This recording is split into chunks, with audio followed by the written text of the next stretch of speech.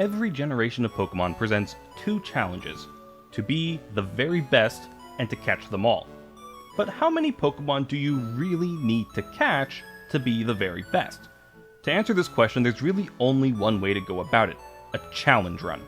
The rules are simple: catch as few Pokemon as possible and beat the game. To keep this from being power level of Blastoise to level 100, there will, of course, be stipulations. Or really just one stipulation. One Pokemon in my party must have a stab bonus attack move against the type I'm up against. Hello world, my name is Atticus, and welcome to Efficiently Effective Kanto Edition. That stipulation is an odd one for a challenge run. I can't challenge a gym until I have a Pokemon that almost guarantees victory. A Pokemon whose type is effective against that gym and who can attack with that type. But we're not really here to be challenged. We're here to figure out which region produces the very best champions. Our journey in Kanto begins in Pallet Town, and oh my god, how did I only just get the town name reference? Every other town is named after a color, but you start on the pallet. Okay, back on track. Our journey begins in Pallet Town with Professor Oak offering us one of 3 Pokemon. When routing this run, I took using a starter Pokemon for granted, which means, potentially, there is a more efficient run you could do. But honestly, I don't think so, because Bulbasaur covers half of the gyms on his own. Grass is super effective against rock, water, and ground, and Poison, Bulbasaur's second typing, is super effective against grass. I name him Jam. With our starter locked in, it's time to begin our journey proper, but before that, Oak III, our rival, wants to have a battle in the middle of the lab. For various reasons, I started this challenge 3 times, and I did not win the first rival fight in any of them. His Charmander would outspeed me at the last moment or land a critical hit, and not once did he let up to use a status effect move. It is my greatest shame. We leave Pallet Town hiding our tears by looking only towards the horizon. I basically sprint to Pewter City because there's nothing I need between hither and thither. Brock and his rock type fall to Jam with shocking ease, and I begin to worry about how interesting this run could possibly be. At Mount Moon, we want to pick up a Geodude, who will cover the electric, poison, and fire gyms between his rock and ground typings, and also covers the ice type Elite Four. In the depths of Mount Moon, I realize 3 things. My Geodude, whom I named Portal, is going to carry the team. Grass is a shockingly difficult type to deal with when you don't have any of its 5 weaknesses, and the challenge of these runs is not the gym battles, it's the endurance battle of getting through dungeons. It takes a few attempts to get through Mount Moon. The grass types resist my attacks and paralyze me at every turn, and Jam is broken down bit by bit as we try to get through the caves. He does evolve into Ivysaur here, and after a few screens, I finally find a Geodude. Jam has 8 health at this point. I throw a Pokeball, hoping the Geodude will cooperate. It immediately breaks free and uses Tackle, taking Jam down to 5 hit points. Feeling bold, I use a single Tackle. It does virtually nothing, and after another attack from Geodude, Jam has only 2 hit points. I throw another Pokeball, knowing that if this doesn't work, I'll be back at the beginning and have to start all over. The Pokeball shakes once, twice, thrice. Geodude is caught. With Portal now on our team, I have an answer for all those pesky Zubats in this cave. There are so many Zubats in here. Shortly after that miraculous catch, I encounter another Geodude and, of course, a Zubat, and between the 2 of them, I faint. I try again and get to the Fossil Maniac. Portal has fainted by now, bearing the brunt of most enemies, and Jam is at half health and paralyzed. Through the power of Leech Seed and being almost 10 levels higher than my opponent, I squeak out a victory with only 7 HP remaining. I grab the Helix fossil since it's in my way and rush towards the exit. A random Geodude attacks. With Jam paralyzed, he goes second, and the Geodude knocks him down to 4 HP. But with my last use of Vine Whip, the rock is defeated. Through some incredible stroke of fortune, no other random encounters impede my progress, and I escape Mount Moon. With no tall grass between me and Cerulean City, it is a short, nerve-wracked walk to safety. I even the score with my rival by claiming an easy victory against Oak III, and then for good measure grab an easier victory from Misty in the Water Gym. I conquer Nugget Bridge on my way to visit Bill for his SS Ann ticket, and I must have a real mean look to me. Because as soon as the Rocket Recruiter offers me a job, he rescinds that offer. Ticket in hand, I head to the boat and claim a second victory against Oak III. Learn Cut from the captain and challenge the electric Pokemon of Vermilion City's gym. Porl makes short work of them, but the greatest challenge was definitely the puzzle. With 3 gyms claimed and only 2 Pokemon in my party, I called it for episode 1, because as you may have noticed, I streamed this whole process over on twitch.tv/PRJCTMUT, and I intend to do that for the rest of the mainline games as well. The streams are on Monday at 4 p.m. Pacific if you want to join. The next streamed episode was all mistakes.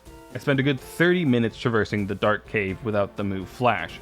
In that time, both Jam and Porl evolved, so now I have a Venusaur and a Graveler, and they're both massively overpowered. But they're still just 2 Pokemon. After a couple of attempts, I make it through and find myself in Lavender Town, my goal, because here is where I can get a Ghastly, the 3rd Pokemon on my roster. As a Ghost Poison, Ghastly covers the Psychic Gym and the Ghost Elite Four, but is also weak to both of those. So we've got ourselves a little glass cannon. Ascending the Pokemon Tower, however, I realize that the Silph Scope isn't just for the Marowak at the top. You can't catch anything in here without it. I sprint towards Celadon City, and I should take on the gym while I'm here, but Jam hasn't learned an attacking Poison-type move yet, so by the sole stipulation of the run, I can't do that yet. As Jam is at level 35 by this point, I do my best to ignore the rising concern. I clear out the Rocket hideout, claim the Silph Scope, and run back to Lavender Town to catch a Ghastly named Geraldinia, and as she is also a Poison type, perhaps she can fill in for Jam at the Grass Gym. Before starting the 3rd stream, I look up what moves Venusaur and Gengar learn, and to my horror, learn that the only attacking Poison moves either of them can learn is through a TM you get only in the post-game. Fortunately, my 4th and final Pokemon can definitely take on the Grass Gym. The bad news is that Dratini has to hit level 55 before it evolves into Dragonite and gains the Flying type. I grind out a bunch of coins at the game corner and purchase my 4th and final, a Dratini named Sabrione. As a dragon flying, Sabrione covers the Grass Gym for real this time, and the Fighting and Dragon Elite 4 members. Starting at level 24, Sabrione has a long way to go. So we get started. I throw this tiny worm at everything in the Silph building, as well as the unlicensed fighting dojo next to the Psychic Gym. As the gym is not official, it is not beholden to the stipulation. At the end of the slaughter, Sabrione has evolved into Dragonair and is at level 32. Additionally, Geraldinia made it to level 30 and evolved into a Haunter. And at some point, Porl evolved into Golem. Sabrina proves the most difficult gym leader so far. Maybe because I'm fighting her as the 4th gym instead of the 5th, maybe because after Geraldinia one-shots a Kadabra, she gets one-shot by Mr. Mime, of all things. The rest of the team is more than capable of dealing with the rest of her Pokemon, however. I run down to Fuchsia, find the Surf HM in the Safari Zone, as well as the Warden's Teeth, and challenge Koga's Poison types. For some reason, I don't heal my team before fighting him, so Sabrione, now level 38, is already down for the count. Porl makes short work of most of Koga's Pokemon. The first coughing goes down to 2 rock throws, managing to get a smokescreen in between them. Muck is luckily on the ground and goes down to Magnitude without even touching Porl. For the second coughing, I try to queue up Roll Out but miss, and the coughing lands another smokescreen. The second attempt also misses, and Coughing lands Toxic. Third time's a charm and rollout hits, but now the clock is ticking. Coughing lands another smokescreen and Pearl is bleeding health. 3 rollouts takes out the Coughing. Koga uses a potion after the second one. His ace Wheezing comes out, and a 4th rollout should have claimed an easy victory, but after all those smokescreens, Pearl misses, and by this point Toxic deals a third of his health in a turn. Pearl falls to sludge of all things, and Jam falls quickly after. Geraldinia tries Hypnosis 3 times, falling to half health before managing to put the Wheezing to sleep. It's all set up for Dream Eater to take it down, but Koga uses a full heal. I didn't know he had those. Dream Eater, of course, misses, and it takes another 3 attempts to land Hypnosis, and finally follow up with Dream Eater, which immediately defeats the Wheezing and heals Geraldinia from 14 HP to 51. It was a close call, but we emerged victorious. Teaching Surf to Sabrione, we head towards Cinnabar only to be stopped by the Seafoam Islands. We picked up the Warden's gold teeth in the Safari Zone, but we never returned them, so we don't have the HM strength. And even if we did, we need Erica's badge from the Grass Gym in order to use it outside of battle. I call it a day.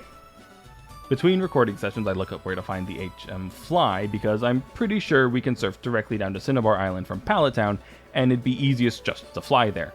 And I see that it's directly west of Celadon City.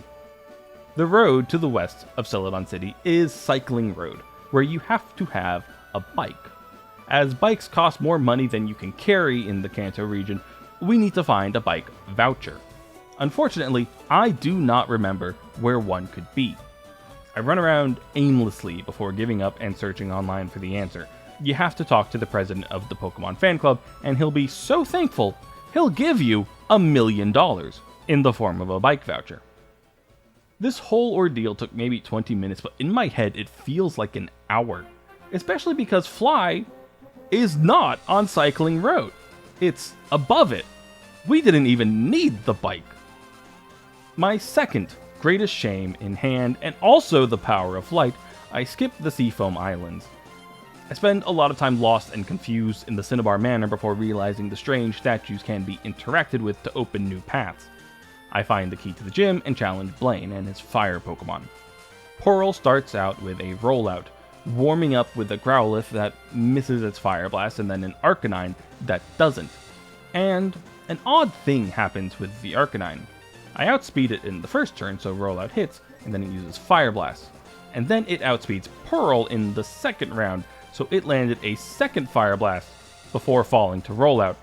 And somehow, those 2 Fire Blasts did 122 damage to the boulder on my team. Ponyta at least has the good grace to faint to the 5th rollout without dealing any additional damage, but then comes the Rapidash, and rollout has run its course. I decide to use my freshly learned Earthquake, but Rapidash is much faster than the giant boulder and downs Pearl before he gets a chance to move. Geraldinia's Hypnosis strat is again foiled by the use of a full heal, and she goes down without having done anything. Sabrione again did not get healed before the fight, but she does manage to get a flinch with Twister and some decent damage with Dragon Rage. However, all of her uses of Surf were used getting through the gym trainers, and she goes down, leaving only Jam, the giant plant, to take on the blazing horse. After Sabrione's hard work, it seems that Jam might pull out an easy victory.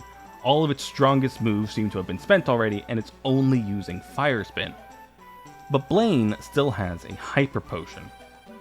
And yet, somehow, Jam wins by spamming Razor Leaf.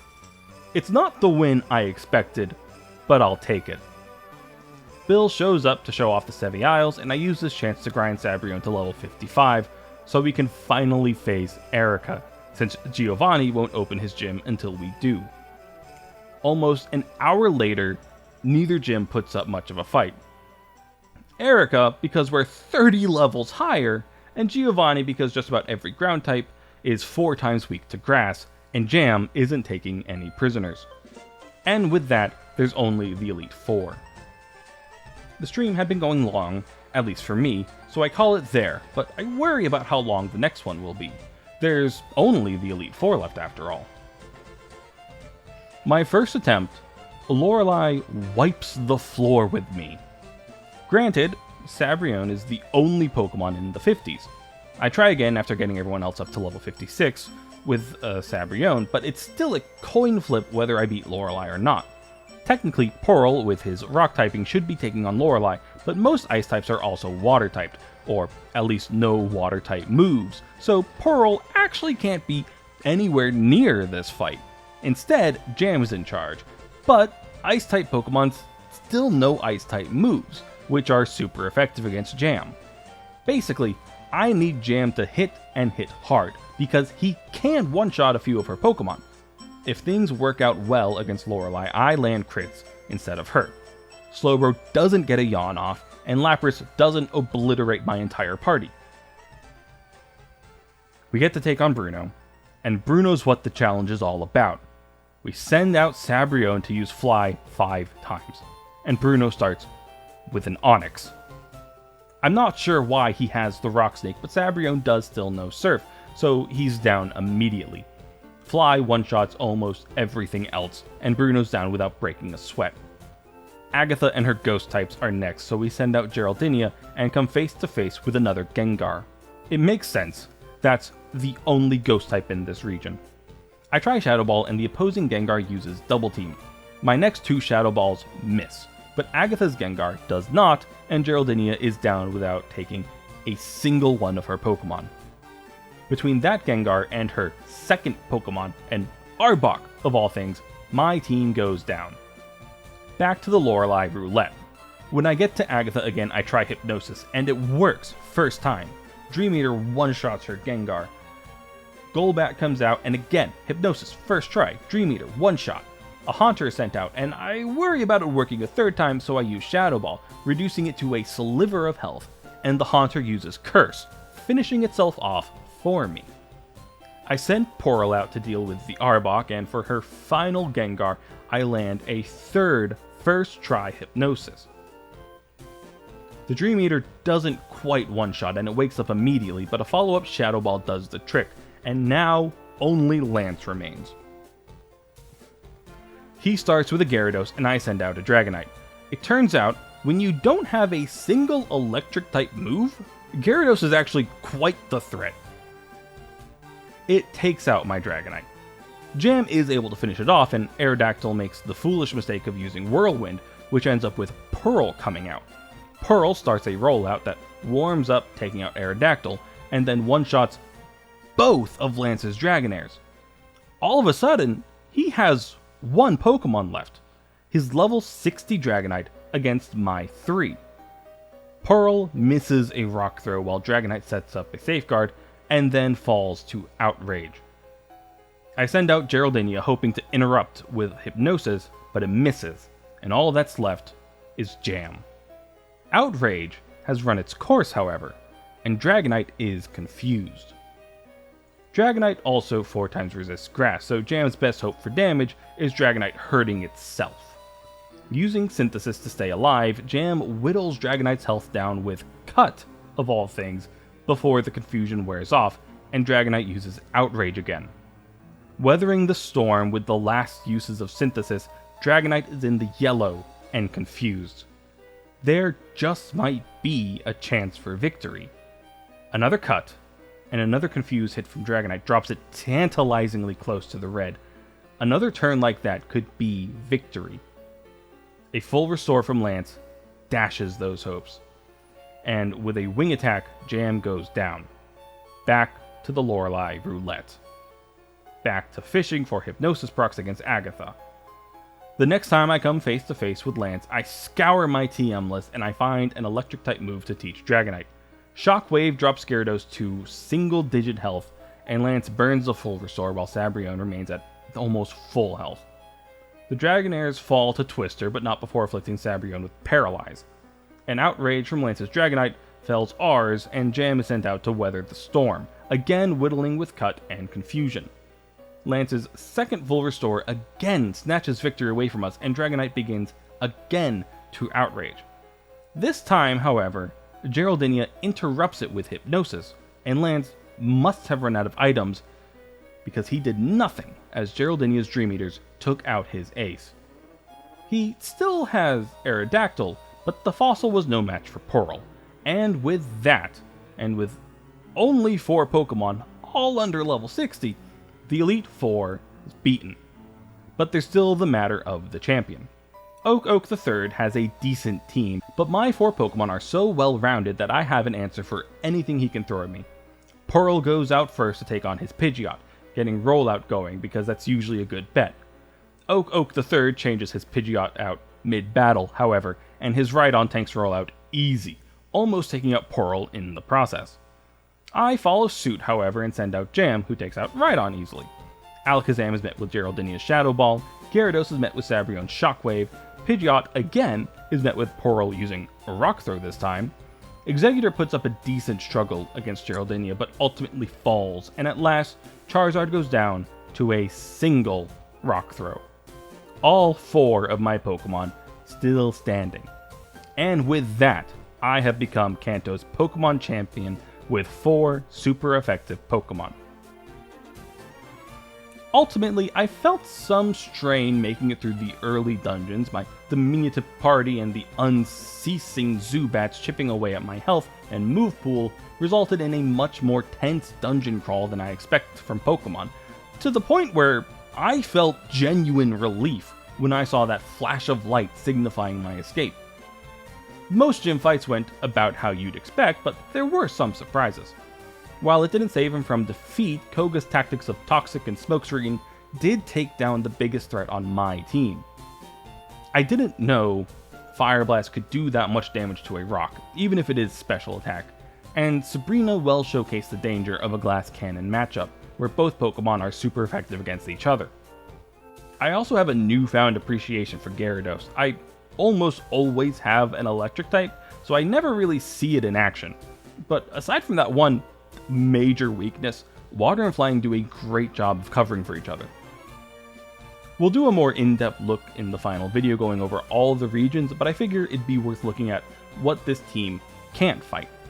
The Kanto team has 2 type misses, Normal and Dark, and without a damaging Poison move, also Fairy. 2.5 misses doesn't seem too bad, but we'll have to see how the rest of the regions compare. If I plan things out right, this video is releasing on a Monday, the same Monday where I begin my journey through Johto, to be the very best while catching the very least. I have been Atticus, and thank you for participating.